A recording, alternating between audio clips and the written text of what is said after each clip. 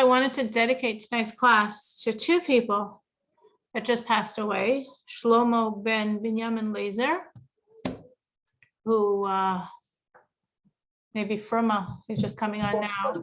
At the end, we'll be able to share some thoughts about her father-in-law. And to my aunt, who just passed away this evening, I gave you the wrong email address. Rivka Hinda passed of it. Yeah. And at the end of the class, I'll share some thoughts about my aunt who just very, very suddenly passed away. It's been a lot of stuff this summer. All right, we are starting a new chapter. We are starting chapter 23, and our learning tonight should be an elevation for the souls, these people. Now, let's understand chapter 23 in the context of what we're talking about. We started a new road of connection to God in chapter 18, meaning that from the premise of this work is that we have an obligation and an ability to be absolutely close to God, to connect to Him with everything we do, everything we say, everything we feel, everything we think. All of those are opportunities to connect or disconnect, and we can be absolutely connected on every level in all of these aspects all day long. But how? It seems so far out of our reach. So we spent the first 17 chapters saying, no, it's really doable. Because if you think and contemplate and meditate and then think some more and contemplate some more and meditate some more and then think some more and contemplate some more and meditate some more, you can actually create a love and fear of God, a real love and fear of God. And when you really love God and you really fear God, you will be connected, because all you'll want is to be absolutely one with Him, which means you're going to do everything to be one with Him. And you'll also have this tremendous fear of any disconnection from Him. So you'll keep away from anything that could harm that relationship. So you can do it.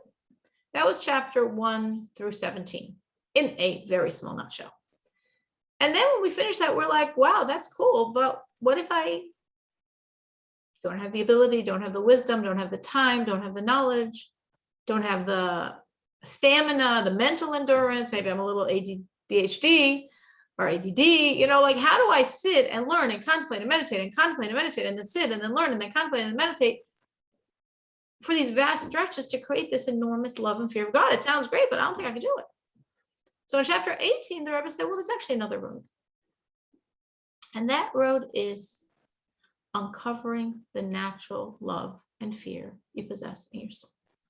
Because every Jew embedded in their soul has an enormous love and fear of God. You don't have to create it, it's right there. You have to uncover it.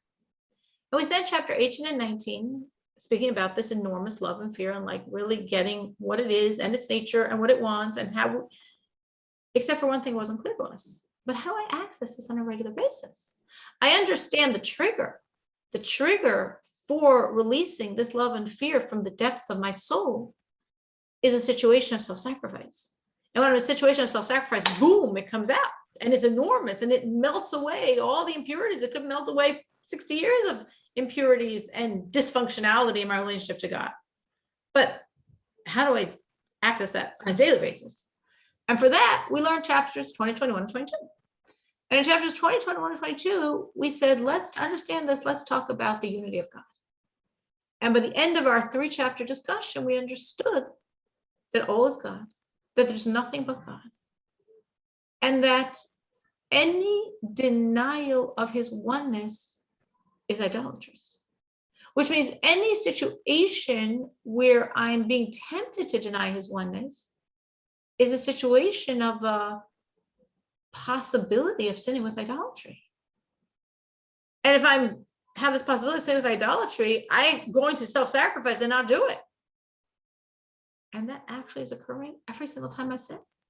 Because every sin is idolatry. Because every sin means I'm setting myself up separate from God.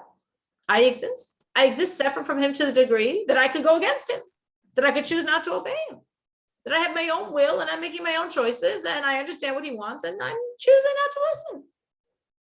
The only way I could choose not to listen is if I think I'm truly separate from his reality. And if I think I'm separate from his reality, then he's not all there is. Then there's a lack of law, a minimization in his unity. It's him and me, which is idolatrous.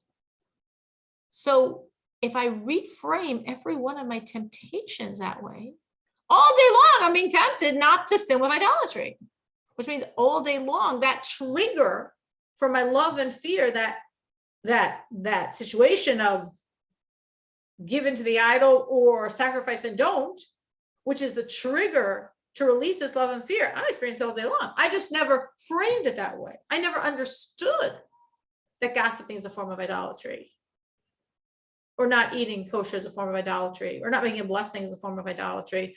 I never thought of them as idolatrous. I thought of them as just like, I'm not listening to you.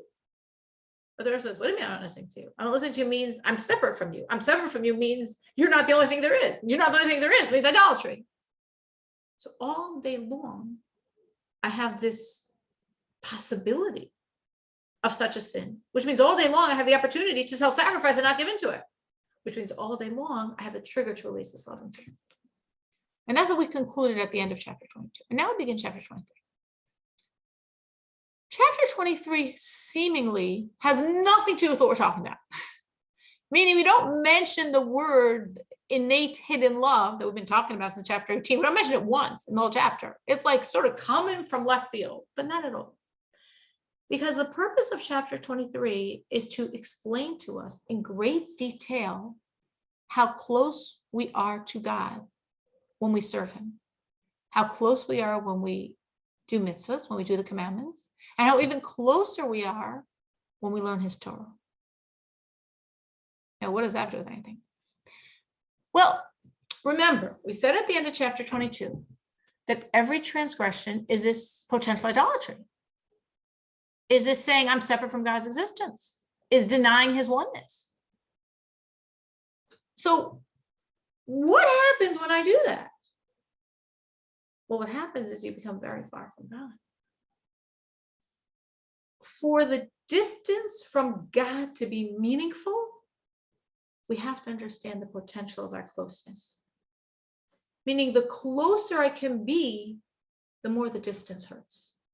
The one, which is supposed to be my reality, if I understand that oneness that's supposed to be my reality, understanding what happens when I transgress and I'm, so to speak, in an idolatrous state, I'm, so to speak, incredibly far from God. I'm not, so to speak, incredibly far from God. I am incredibly far from God. For that to really, really be meaningful, the proximity has to also be meaningful. And that's why the Rebbe now takes an entire chapter to focus on how close to God I get when I serve him. As we're going to learn it on 3 levels in a lot of detail. After I finish chapter 23, and I appreciate the potential for closeness, I then can learn in chapter 24 and 25 how far I am when I choose the wrong thing instead of the right. How absolutely far I am. And that absolute farness, that distance is meaningful because I just immerse myself in how close I can be if I do it right. So that's why we're now spending a chapter, the entire chapter 23, on the closeness we can achieve with God when we serve him. So any questions before we begin? Yes. I actually was wondering, so when you overcome like a desire that you have, like you don't feel like, let's say, a taiva to have, I don't know, to not wear your skirt long enough or whatever, I don't know, you know, let's say something like that. Does that mean you're closer to God, or are you closer when you're struggling with that? Are you closer when you're struggling, or are you closer when you overcome the struggle? Yeah. That's a very, very interesting question. There is a certain closeness in the struggle, but when the struggle expresses itself in success, that's like the fruition of that closeness. Meaning, as you're struggling, I understand what you're saying. There is that closeness, that sense of God as you're being torn and torn and torn. But when you walk toward him instead of in the other direction, that's like the culmination of that process. Now, if you would say, but what happens once I wear skirts and not pants, or wear long enough skirts for 3 years? So it's just a no-brainer. It's just what I do. Do I still have that intensity of closeness every time I'm doing it? In a sense, yes. In a sense, no. From the action, absolutely yes. From the internalization of God's will, absolutely yes.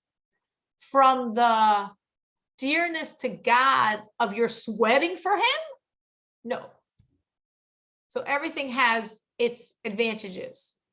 So when we're really pushing ourselves and it's so hard for us, that's a big advantage. And when it's so absolutely natural and a no-brainer, that's also a big advantage. We have 2 relationships with God, as we've discussed. We're God's child, we're God's slave.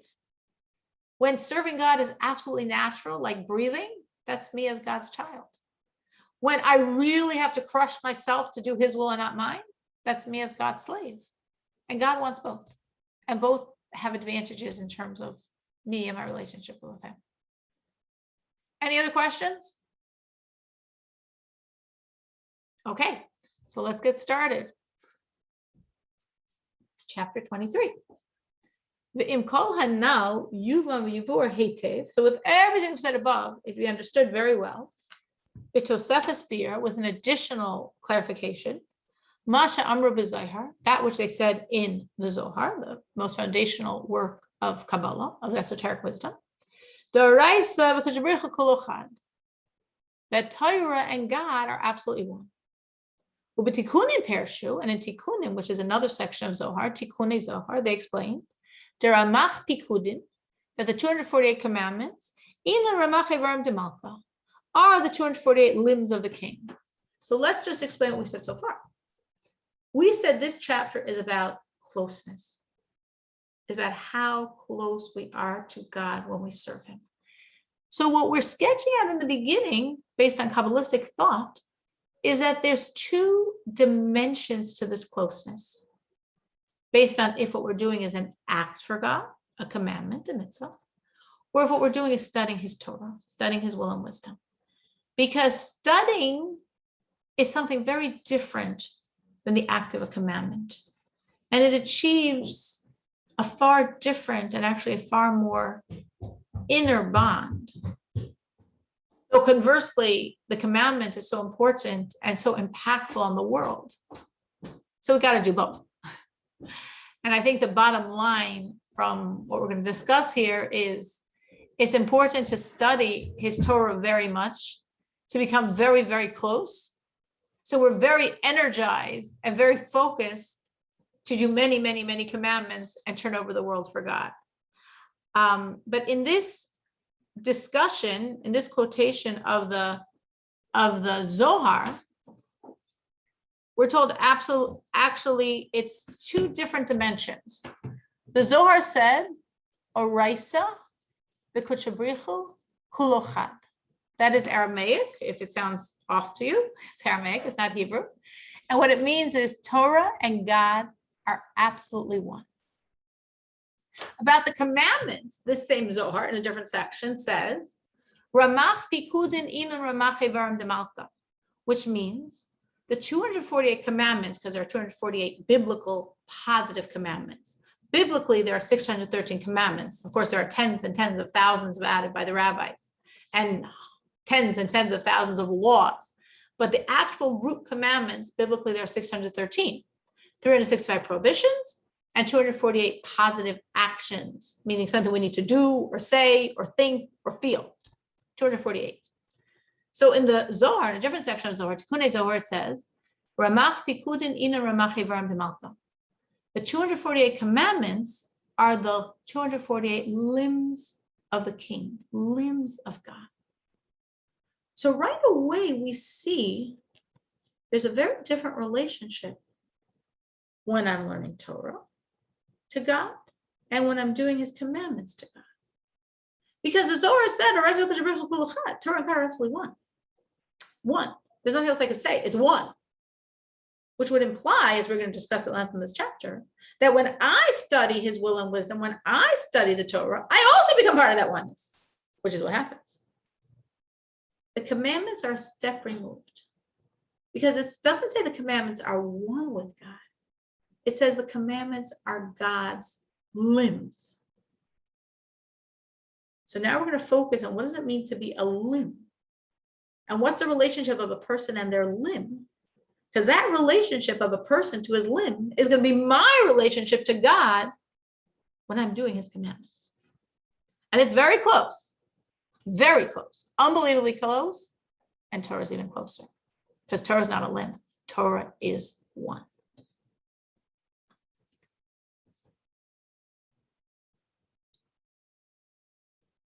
Lefi, because, since, why am I saying the commandments are the limbs of God? Because the commandments are God's inner will, his true desire, which is engarbed in all of the worlds, the upper worlds and the lower worlds, to give them life. Because all of their life, all of their vitality, Taloi is dependent from the action, from the commandments of this lower world, as is known. So what the Rebbe is saying is, to give a little background, this world exists, and when I say this world, I don't mean this physical world, I mean all of the spiritual worlds. All the worlds only exist by virtue of God willing them to exist. They exist because God wants them, and that wanting creates their existence. But all of the worlds are existing from God's external will. What is an external will? An external will, and we all have external wills, an external will means I want something because I'm using this as a stepping stone to something else. I want to advance in my career because I want to have power, or because I want to have money, or because I want to have prestige. So what I really want is power, money, prestige, all the evils of this world. But I want to advance my career. I truly want to advance because that's the stepping stone to get to what I really want. So it's a will, but it's considered external to the more inner will of those items that the advancement of my career is going to attain for me. And that's a very simple example, and everyone can make their own, and it's a very basic concept. So all of the worlds exist from an external level of God's desire for them. Does he want them? Absolutely. Why is it external? Because he wants them as a tool for something else. What does he really want? He wants a Jew on planet Earth to serve him. He wants a Jew on planet Earth to do a mitzvah, to do a commandment. He wants a Jew on planet Earth to study his will and wisdom, to study Torah. And because he wants a Jew on planet Earth to serve him and to reveal him completely, and the real inner desire of the Jew on planet Earth serving him is ultimately to create a reality called the redemption, called Mashiach, when God will be completely revealed on planet Earth. So because of his enormous desire to be completely revealed on planet Earth, he wants the Jews to serve him and connect to him, for which he needs a world. And he needs all those spiritual worlds. And they're all means to come to this ultimate fruition of his real core desire to have a home in this world, to be completely exposed in the physical. So that means that all the worlds exist, this physical world, all the spiritual worlds, they all exist because of his will. But it's an external will. It's to get to something more inner, more intimate, which is a Jew doing a mitzvah. The Jew learning Torah, which means that when I or you or any other Jew studies his will and wisdom, learns Torah, does the mitzvah, does the act, says the word, has the feeling, has the thought, refrains from any of the above that God doesn't want. That's God's will being expressed, being embodied, but it's not his external will, it's his inner will. And when that inner will is expressed, not only does it come down to me, the one who is the facilitator, the catalyst to express that will, it flows through all the worlds.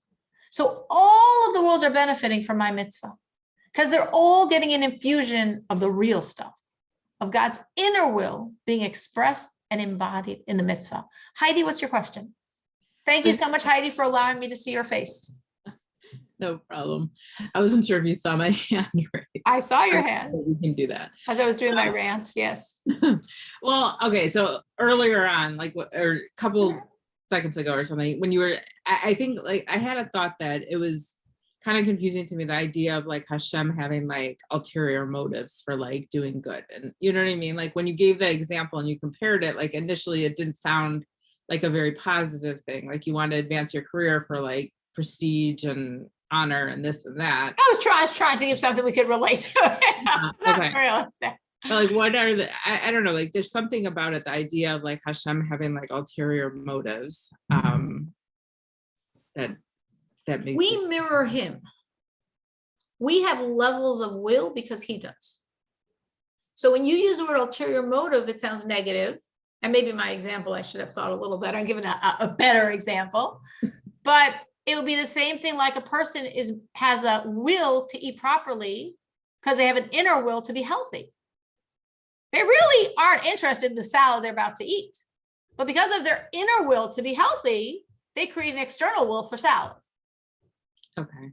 So again, an ulterior motive sounds, the problem with, I guess, the term ulterior motive sounds like devious. Or like, yeah. Like, like, I'm pretending I want this, but I really want this. Mm-hmm. But think of it more like I have a need to get to this point. And to get to this point, I'm creating a need for something else that's going to lead to that point. I have a need, I have a deep, deep, deep desire to raise my children properly, that my children should be the best people possible. That's a deep, deep, deep desire. In order to create that, I create inside of myself a will to focus on them and have patience for them and give them attention and love. At the moment, honestly, I'm stressed and busy and have a lot of things on my plate. But I have this will to prioritize them because I really, really, really, really, really deeply want for them to be the best people they could ever be in this world. But for me to get to that point, I have to do something else. So I create a will for something else to get to that. You know, now maybe some people that, are on the floor playing with their children for hours really just love it. And that's it. They've arrived. There's nothing else. But for other people, it's because they know it's good for their child. And because they want what's good for their child, they create inside of themselves a will to do something that otherwise they wouldn't want to do. So does God, so to speak, want all these spiritual worlds? He's using them as a tool to get to planet Earth, to get to a Jew doing a mitzvah, to get to the redemption. So there's nothing negative about it, but you're right. I accept the critique. That was a very good point. My example made it seem negative, which was, I'm glad you caught me on it, because it might have seemed negative to many other people as well. Any other questions?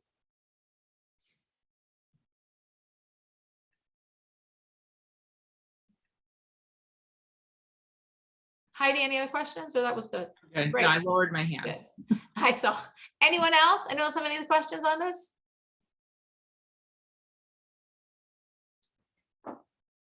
Okay. So continuing. V'nimtza, so it comes out. Shemaisa hamitzvos v'kiyuman, that the action and the fulfillment of the commandments, hulavush hapnimi, is the inner garment, the pnimis ritzon ha'elyon, to the inner will of God. Now, the Rebbe here says two things: the maisa of the mitzvah and the kiyum of the mitzvah, the action and the fulfillment. And there's sort of two ways to understand those terms, which we're also going to have later in the chapter. The action could be those commandments that we have an action for, like when you do a positive commandment, you give charity, you visit the sick, you pray. But then there are commandments that we fulfill, but we don't have an action for, like we don't gossip, like we don't lie, like we don't serve idols. So the action of the mitzvahs implies all the mitzvahs we do, and the fulfillment implies all those mitzvahs we do without doing anything. And that's one thing we're bringing out here, that all commandments do this. In other words, I might think, so when I do a positive action, like I'm giving charity, I'm releasing God's inner will to all the world and to myself and to this physical world, and whoa. But when I just pull back from doing the wrong thing, which in a sense almost was from his question from a different angle, I'm not doing the wrong thing. I'm not clogging up the channels with evil. No, you're also releasing God's inner will because he has a will for you not to steal. Another dimension, neither takes away the other, both are true, is that there's the action of the commandment. And then there's the fulfillment of the commandment, which is the entire duration that commandment lasts. Meaning, for example, you light the Shabbos candles. When you light the candles of Shabbos, there's the action of the commandment. You're lighting the candles, you're making blessing. And the duration is as long as those candles are still burning. As long as those candles are still burning, that commandment has duration. So that's an incredible concept. Because if I buy extra long candles and they burn extra long, this inner light of God's will is shining extra long. Think of a commandment like circumcision. That's why it's such an enormously significant commandment. Because you do it once and it exists forever. And God willing, as long as the person's alive, that commandment should exist. So there are commandments that we do and then move on. You made the blessing. And then there are commandments that have longer longevity, like the light of my candles. Think of a commandment like the mezuzah. I affix the mezuzah on my door, and as long as that mezuzah is kosher, that light is shining. Again, that's why it's such a significant commandment. That light, that inner will of God is shining as long as that mezuzah stays kosher, which is why we try to check it frequently, ideally once a year, to make sure that light stays shining and protecting us. So the Rebbe is saying that's our power. Like when you think of it, you appreciate the opportunities God gives us. Because we have so many opportunities to access God, his inner will. Like here I am, a very small player on planet Earth. I'm huge. All the angels can't do this. All the supernal worlds can't do this. I uniquely have the ability to cause God's inner will to shine and potentially to shine for years and years and years, depending on what I'm doing. Amazing power God is allowing us to share with him. So continuing. Shemimai says that from this action, Nimshach or v'chayis Ratzon ha'elyon is drawn out the light, the life, the will of God. Lislabish ba'ilamos. Not just to me, as I said, it goes through all the upper worlds. So all the upper worlds benefit because there's a Jew on planet Earth doing a mitzvah. Right now, we are all doing a mitzvah. We are all fulfilling commandment. The commandment is called learning Torah. So all the upper worlds are benefiting because there's a handful of Jews on planet Earth at this moment learning Torah.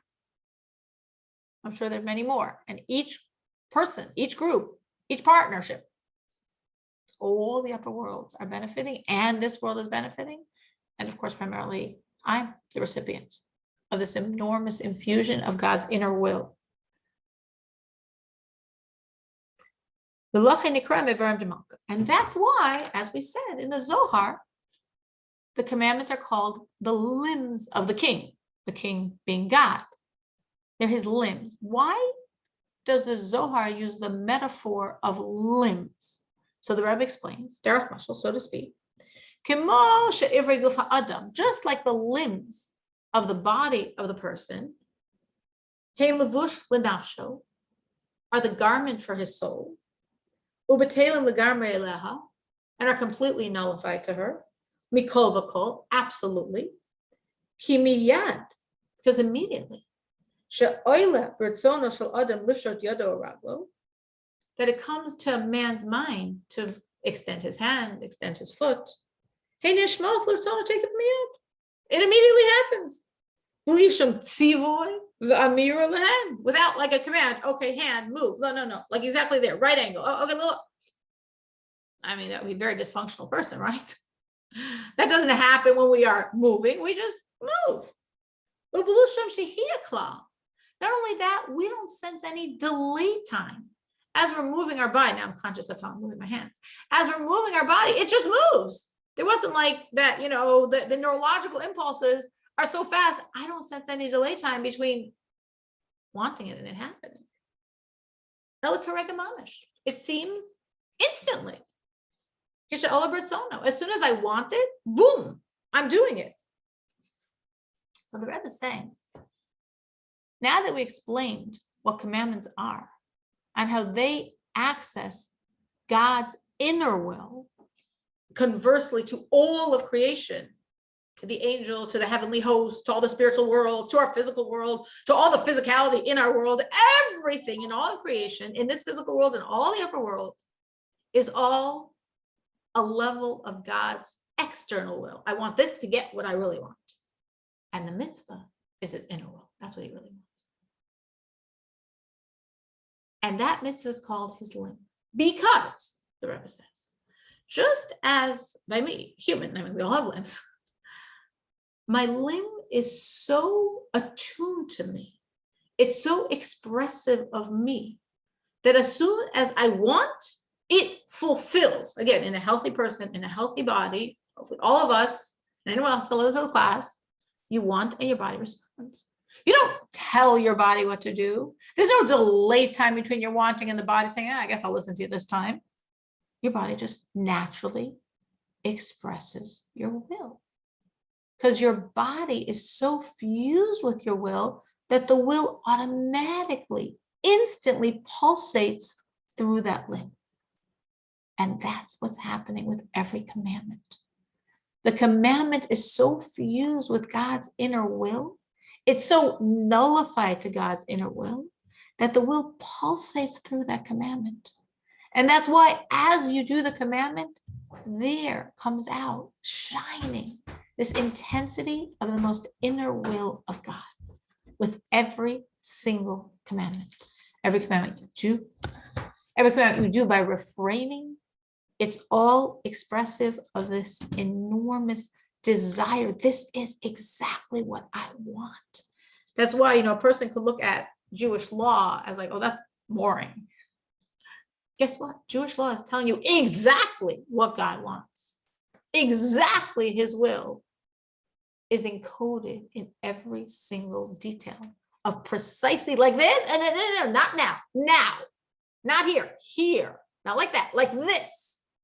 That precision of will is allowing the inner energy of God to be expressed, to be manifest, because that's exactly how he wants it. So the Rebbe now explains, Kach derech mashal, so too, so to speak, the vitality of the action of the commandment and their fulfillment, as we said, including both positive and negative commandments, including both the act of the commandment and the duration of the commandment as long as it lasts, who batel legamre, is completely nullified, legabe ratzon ha'elyon, in contrast to God's supernal will, hamaluvash bo, that's engarbed in it, v'nasa lo mamash keguf l'neshama, and becomes for it like a body to a soul. So to explain what I just read, I'm going to use for the first time, it's very nice in this class that's dedicated in honor of Firma's father-in-law, I'm going to use a gift that Firma gave, which I just have to quickly get, because I think this would be beneficial to see it. The disclaimer is my handwriting is very illegible. So sorry for that. But hopefully for those that can read it, it might make it a little clearer because it's a little complicated what the Rebbe is saying here.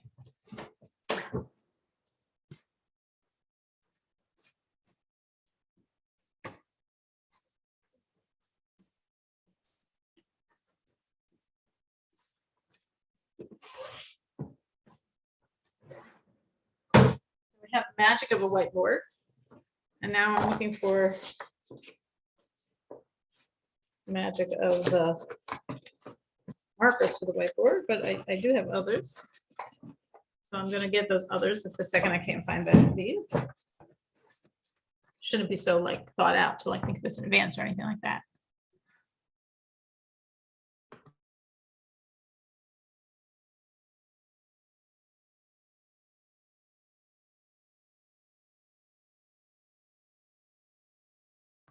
Okay. So what we are saying on my blank board, but just pretend, is that there's the commandment, the action of the commandment, the fulfillment, the duration of the commandment, and that has a relationship to God's supernal will. Throughout this chapter, we're going to be discussing things, the commandment, Torah, me, my body, my soul, the garments of my soul, all of them as they are vis-a-vis God's supernal will.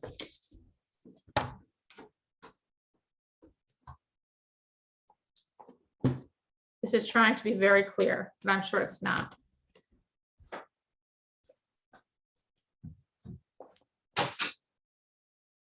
Oh, well, I'm pretending. This was my attempt. It's probably not too clear. Actually, it's backwards. Hope you can read it. We have God's will. We have the action of the commandment. There's a relationship going on here. The Rebbe says the relationship is twofold. The commandment is nullified to God's will and expressive of God's will. Okay. If this is not helping you, I get it. For those that helps, I'm glad.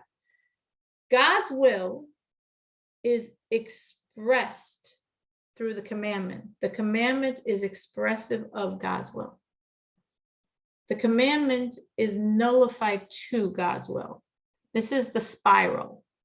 Okay, the spiral is the more I'm nullified to God, the more I'm expressive of God. So the commandment is absolutely nullified to God. The only reason this thing exists because God has a will. The reason you have those boxes on your doorpost, oh no, they're actually very aesthetic. Maybe. But the only reason you have them on your doorpost is because there's a will of God. So those boxes that we call a mezuzah is expressive of God's will. God's will is expressed through the fulfillment of the commandment. And the commandment is absolutely nullified. Its only purpose of existence is because God has a will. There's many, many, many things we do with our life. And of course, if you've been doing this for a while, it becomes like, I don't know, that's just what you do. You don't think about it all. But why are you doing that? Would you dress this way if God didn't tell you to? Would you eat this way if God didn't tell you to? Would you bless before and after if God didn't tell you to? Continuing to all the details all day long. So why do I do that? Because there's a God and that's what he wants. So every time I am doing a commandment, which is what's giving the commandment flesh. In other words, the commandment's written in Torah, but it becomes alive when a Jew does it. So there's a commandment called eating kosher, but it lives when a Jew eats kosher. There's a commandment called having a mezuzah on your doorpost, but it exists when there's a mezuzah on a doorpost. So in that existence, the mezuzah on the doorpost, the kosher that I'm eating, the blessings that I'm saying, the stopping from doing the negative. You can say, no, I'm a nice person. I wouldn't do that anyway. Not really. We think along those lines because that's what Torah says. It's actually backwards. We think, well, any moral person would know it's wrong to gossip. We know it's wrong to gossip because Torah says it's wrong to gossip. And that's been so embedded in the world that we naturally think that way. So when I'm doing these things, the commandment lives. And when it's living, that's a piece of God's will in the flesh. So that commandment is absolutely expressive of God's will. And it's absolutely nullified to God's will. Because the only reason I'm doing this, the only reason this commandment exists is because there's a God that wants that done. And the Rebbe says, therefore, that there's a certain relationship this has to God's will. And that relationship, the Rebbe says, is like a body to a soul. So now that I'm into this, I'm going to write this down.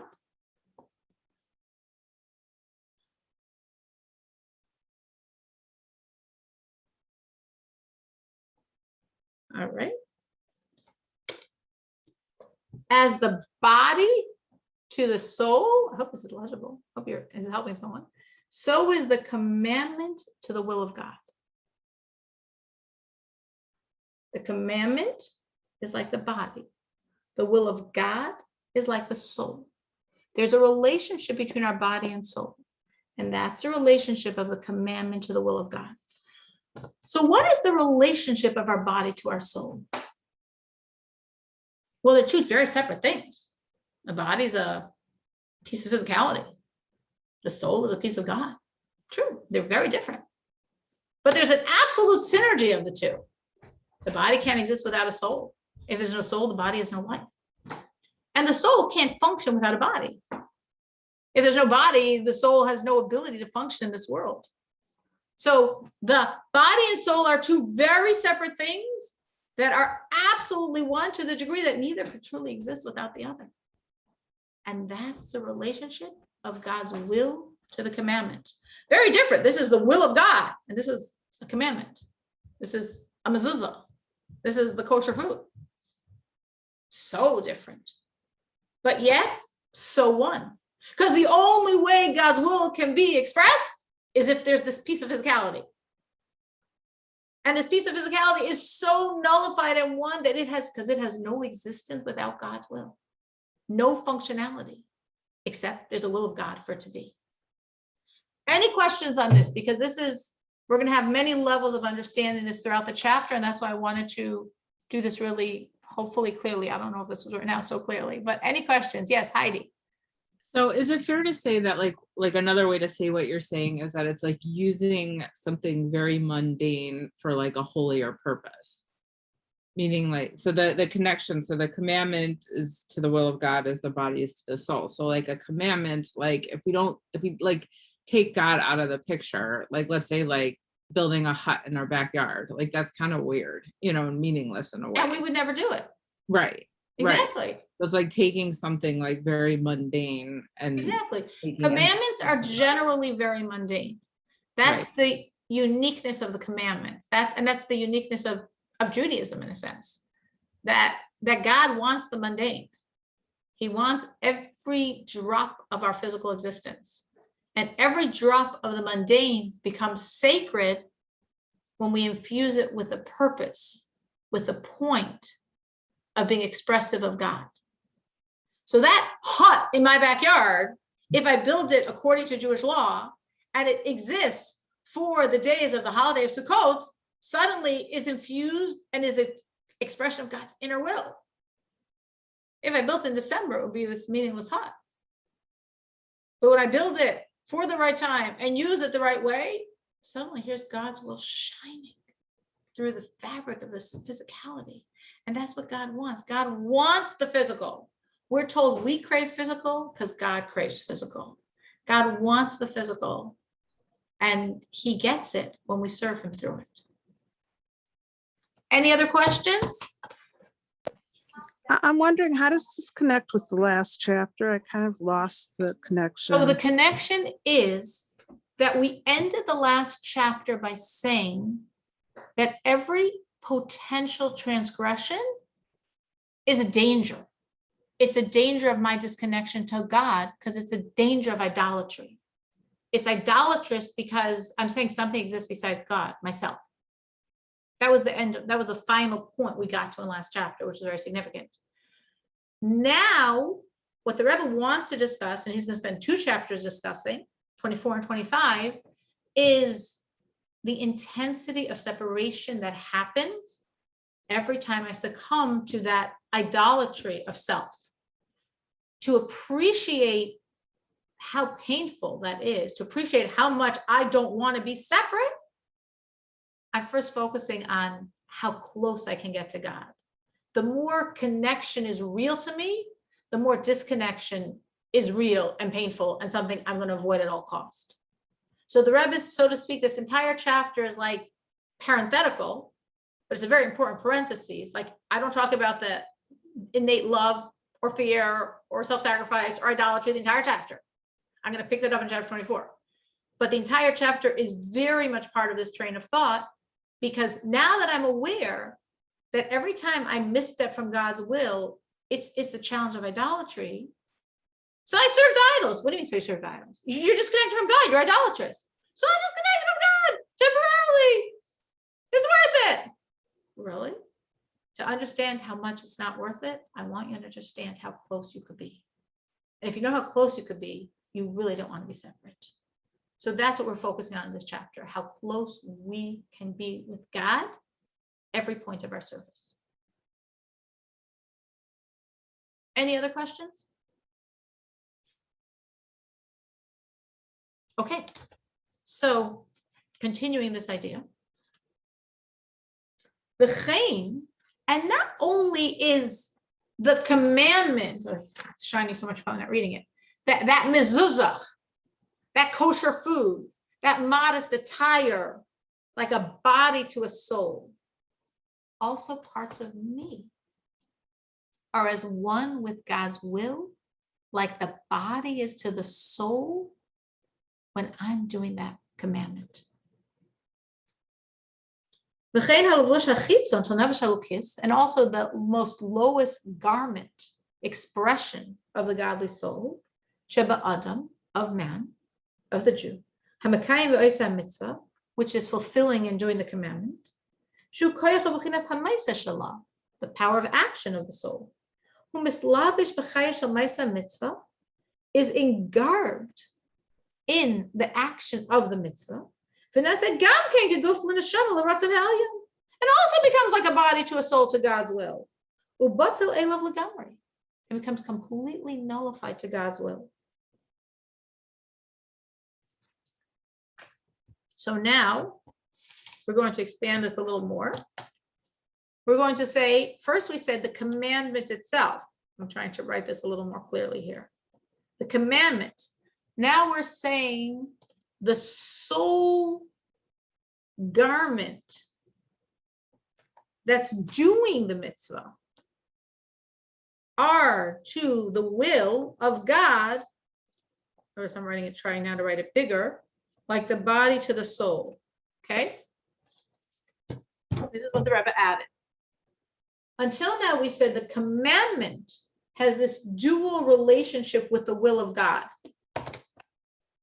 Right? The dual relationship is the commandment is nullified to and expressive of the will of God. How close is the commandment to God's will? Like a body to a soul. The body, ideally, is completely nullified to the soul and completely expressive of the soul. The body and the soul cannot exist without each other. They're absolutely fused. The body cannot walk around without a soul vivifying it. That's death, is when the soul leaves. And the soul has no functionality without a body. Two very separate things that are absolutely bound up together like one. Body completely nullified to and expressive of the soul, like the commandment is completely nullified to and expressive of the will of God. Now we added another dimension. Not only is the commandment like that box on your door called a mezuzah, or that modest garment, or that kosher food, but the power of soul invested in the mitzvah is also that close. Meaning, it's not only the mitzvah, it's the Jew doing the mitzvah. At the moment, right now, we are studying Torah. Now, as we'll learn next week, it's even more intense when I study Torah, but for now, I'm just going to take it on this level. As we're studying Torah, my soul powers are as one with God's will, as expressive of God's will, as nullified to God's will, as a body is to a soul. Well, the two can't exist without each other, right? We're that close. Every time we do a commandment for the duration of the commandment. That's the power of the commandment to bind me up so, so close to God. And also on a certain level, my body. And also on a certain level, my very soul itself. As we'll discuss, as we'll develop in this chapter. Any questions on any of this? So the Rebbe continues to say, and therefore, Gam Ivre Gufa Adam, not only your soul powers, I mean, your soul powers are a spiritual entity, a spiritual energy. Your physical body is physical. It's a physical hand. It's a physical brain cells. It's a physical lips and mouth and tongue and palate and larynx. It's physical eyes. The very physical flesh of your body. Hamikaimim hamitzvah, that are fulfilling that mitzvah. Because the soul's powers are flowing through that physical body during the fulfillment and duration of the mitzvah.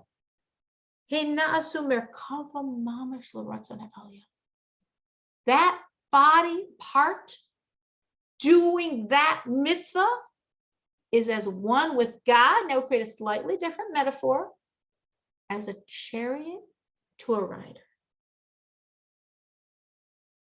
to the will of God. That physical hand distributing charity to the poor, or that physical hand that's doing another commandment. The legs, the feet walking to a mitzvah. The mouth, the tongue speaking godly words, words of Torah. The brain thinking Torah thoughts. And a fear of heaven.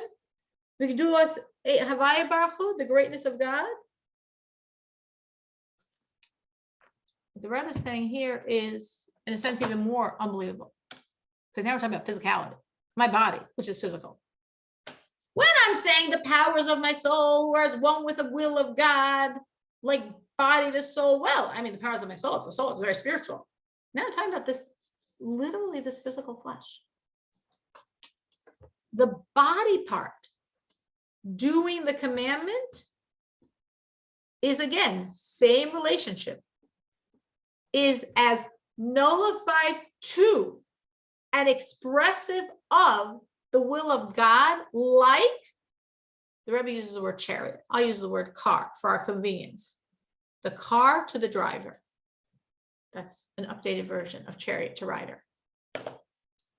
Okay, so we have a different metaphor because obviously, I don't know if anyone can read this, because obviously a physical piece of flesh can't enjoy the same relationship like a spiritual energy. So the spirituality of my soul performing the commandment is closer than my physical hand, but my physical hand is really close. Because as my physical hand writes notes on a Torah lecture, or is cooking the food for Shabbos, or is giving the charity, or doing a million one other things our physical hands do all day long for God, that physical hand, or any other body part, is as close to God as the car is to a driver. What does that mean, as a car is to a driver, as a chariot is to a rider, to use the metaphor of the Zohar? A chariot, a car, has no independent will. You can't tell the cop, I wanted to stop, my car wouldn't let me. I don't know, it wanted to keep going. I mean, you could try, but I don't know if you'll get too far. So the car does what you want, officially, unless there's something really wrong going on here. The car doesn't have its own. The car is expressive of your will. Well, so is my body to my soul. My body does what my soul wants. My car does what I want. Yeah, but there's a very big difference, of course, because the body can't exist without a soul, and the soul can't exist without a body. The car can exist without a driver. The car can sit in the lot for days or weeks or years if nobody buys it. It's not going to deconstruct. And the driver can park his car and go in his house and have a cup of coffee, do a million other things, go on his cell, and is totally functional without his car. He's not a driver. He's not a rider. He's not going anywhere. He needs the car to go, but he exists independent of the car. So the metaphor of car to driver shows two separate things that can exist separately, but to function in this desired goal need to be together. For the car to function as a car, it needs a rider, a driver. For the driver to be a driver, it needs a car. So the two can't do their function without each other, and they can only do their function when they're fused, but they can exist independently. As versus body and soul, where that's impossible. So that shows a little less oneness, but it's still really, really close. And that's what's happening. To literally the physicality of my flesh every time I'm doing mitzvah. Okay, so we will stop at this point. We went through 2 levels of this metaphors, expressing 2 levels of relationship, but both of them really intense and really unbelievable. And it really happens every time we serve God.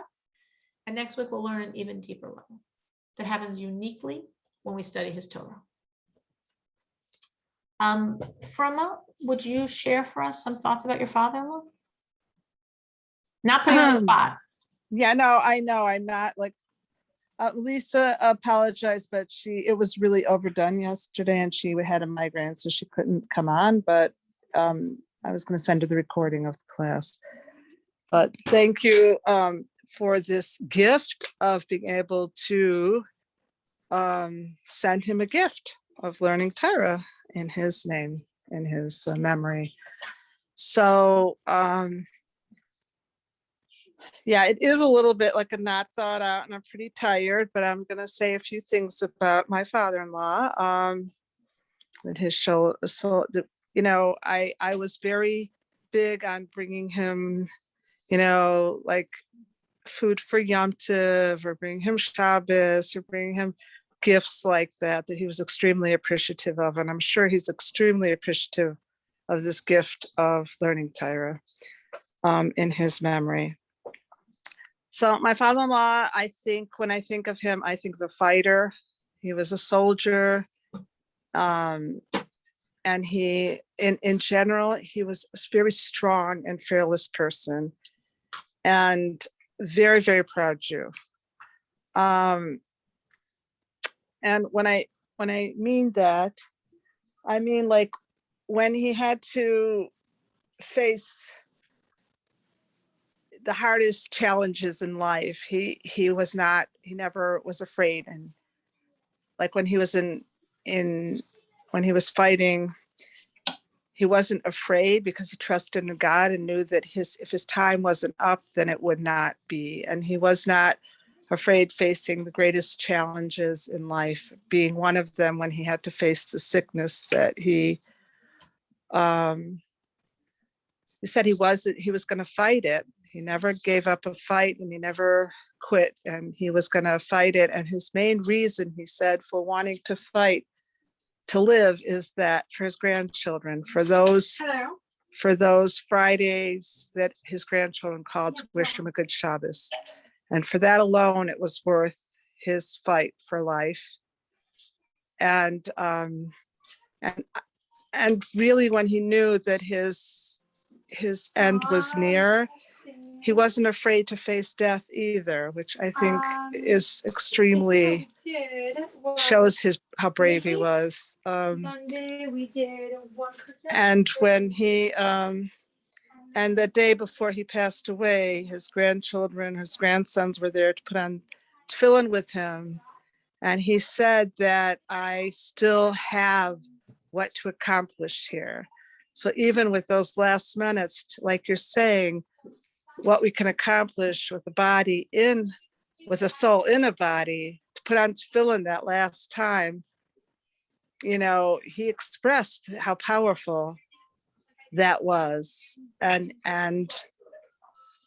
one other amazing thing that shows that he was a deep, powerful neshama that was brought into this world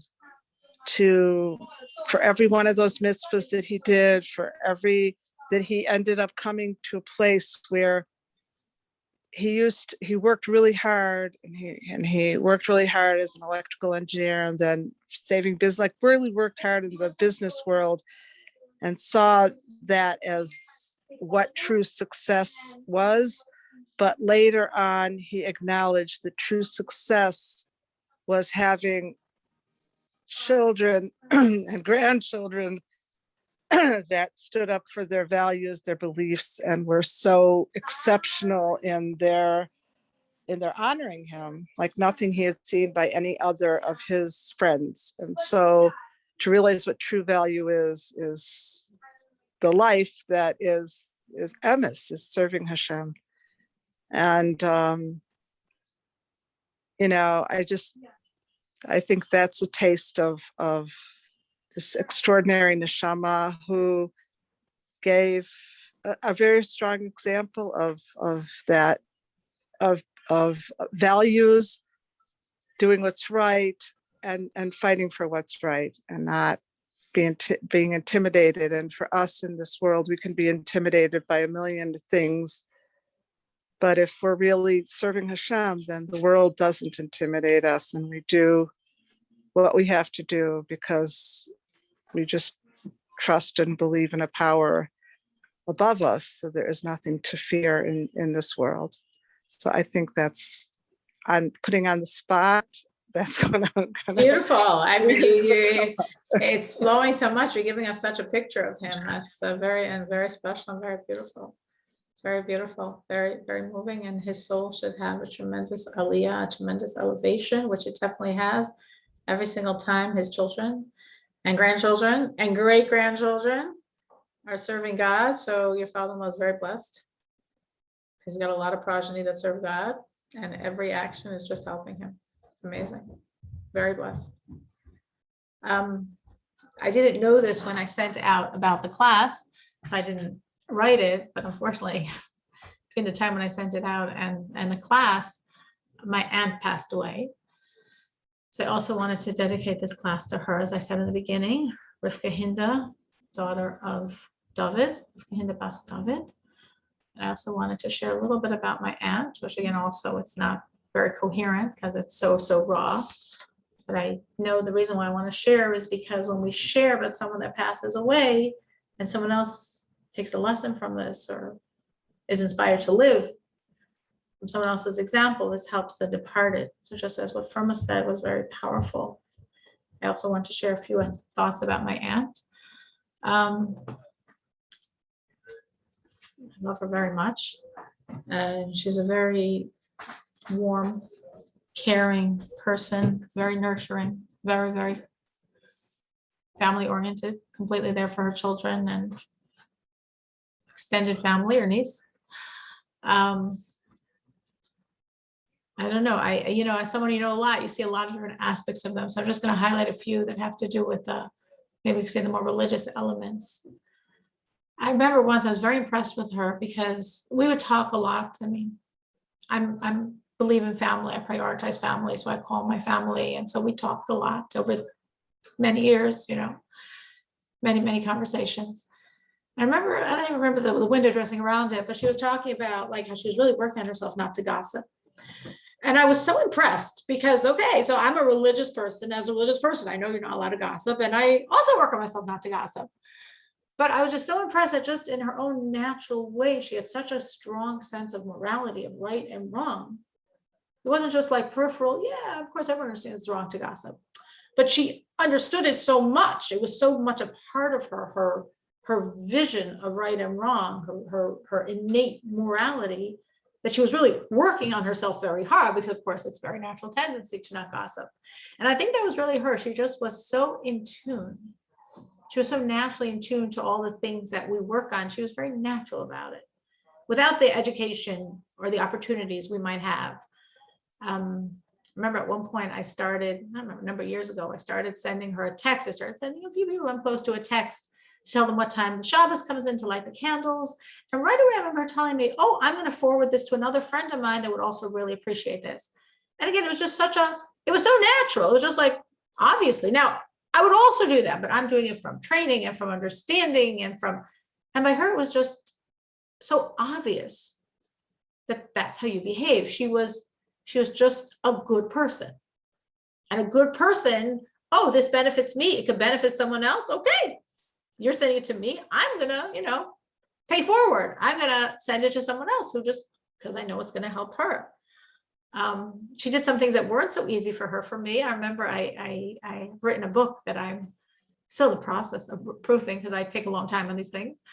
And for quite a long time, she very patiently read this book that I don't know if she had that much interest in. And I know it was very difficult for her to understand the concepts, but she just sort of graciously plowed through it for me and gave me all of her confusion and feedback, which is exactly what I wanted. Tell me what's unclear. That's my goal. And she just she was there for me. Did she enjoy it? She knew it was something I wanted. She knew it was something that was meaningful to me, and she knew it was something she could do. And she was there for people. She was really there for people, and she really valued people. And she had many friends, family, such deep bonds. I see not just with me, who lives, physically, geographically, relatively close, but my siblings are in New York. They all feel a sense of loss because she was that type of person. I sometimes, I can think of at least twice over my many years of relationship with her, that I did something that upset her, that, for religious reasons, I did something that wasn't what she wanted me to do. And of course, so she sort of pulled back from me, but I knew, and of course it happened both times, that she couldn't pull back from a person. She couldn't pull back from someone she loved. So even though I did something she really didn't like, it took her a little time to get over it, but she moved on. As versus, unfortunately, so many people that get so stuck and like, oh, you did this and I didn't want you to do that, and therefore, that's it, we're done. No, she valued people. She valued relationships. She was really, really, really, really, really there. And she was a real giver. She always, just even on the most basic level, always like buying gifts for people. It was her nature. She was just a naturally very good person. And she was also a person that worked on herself, which I was privy to see because I had many conversations with her. We discussed very deep things. She was an absolute believer in God, and she absolutely got it. And she really took it seriously, and she really worked on herself. And she really had this sense of like, I'm the one that has to give this over to my children, my grandchildren. If not me, who will? She had a really, really, really deep awareness of that role that, of course, every mother and grandmother plays as, the matriarch, the glue of the family. And she was definitely the glue of the family that really has to be the one to convey the values that will pass on to the family. And not memories, just one other thing I'll just share is she, once somebody in her family was going through something, and I don't really remember, she came physically to my house. She lived in Arlington Heights. I was always lived in Des Plaines. Then she moved to Arlington Heights for her family, for her children's sake, to have a better public school, which obviously put a lot of strain on them, but that was a priority, obviously. Do whatever you can to help your children.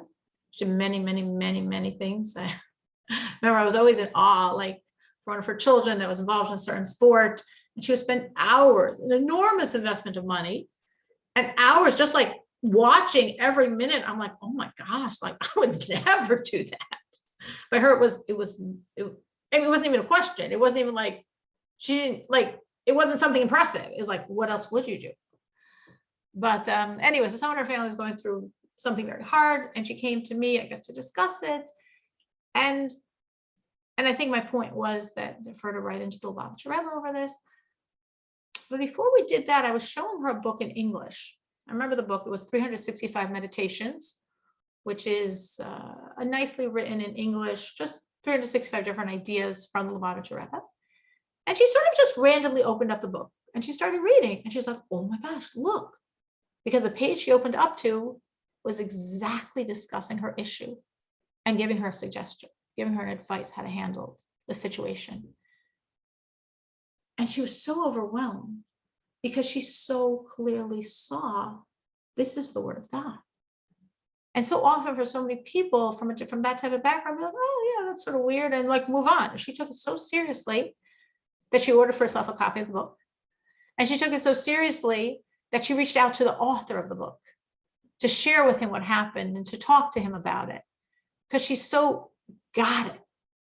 She so got what was going on. And I always felt that with her. And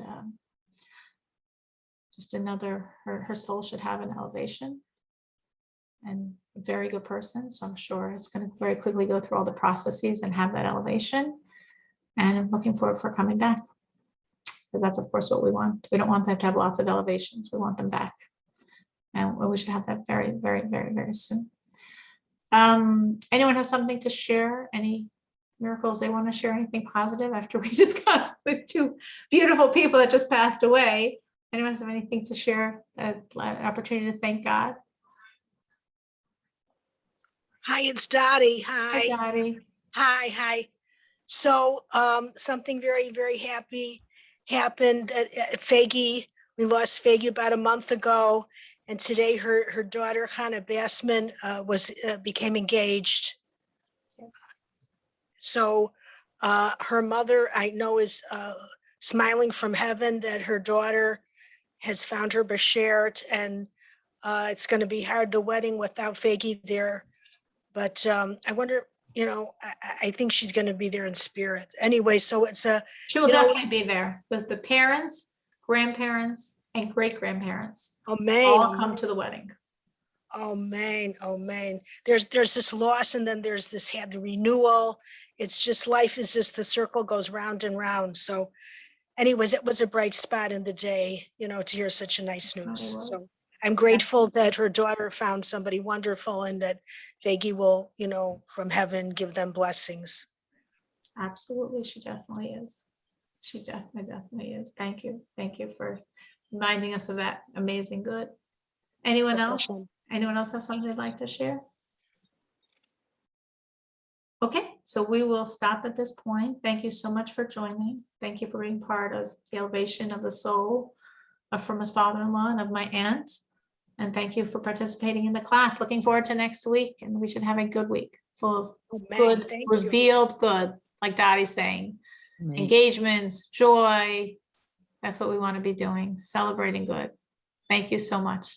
Thank you.